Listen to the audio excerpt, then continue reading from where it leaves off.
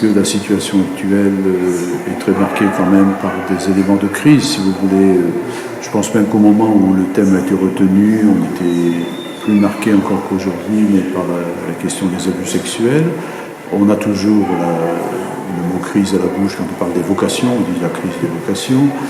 Et puis il y a aussi des éléments de la vie de la société, la question de l'écologie, du réchauffement climatique, la planète, même la construction européenne, et des questions concernant la bioéthique, concernant la fin de vie, etc.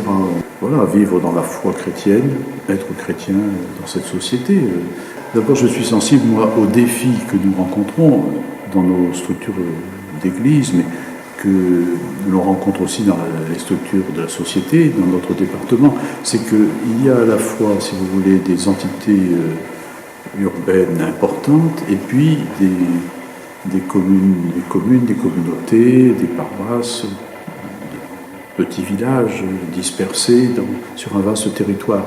Et il est difficile de donner des directives, de décrire des structures, des fonctionnements qui correspondent à toutes les situations. On a des structures assez souples, mais qui permettent deux choses, qui permettent de veiller à ce que les communautés paroissiales, au fond, soient vivantes, et répondent à leur mission, et puis de veiller aussi à ce qu'on soit attentif toujours à la vie de ceux qui nous entourent, enfin, et comment témoigner de l'Évangile à travers les évolutions de la société.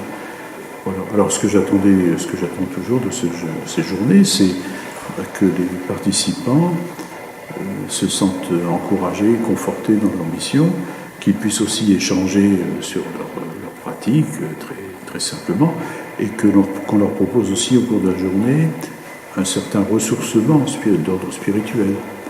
Voilà. C'est un petit peu, je crois que cet objectif a été largement atteint au cours de cette journée.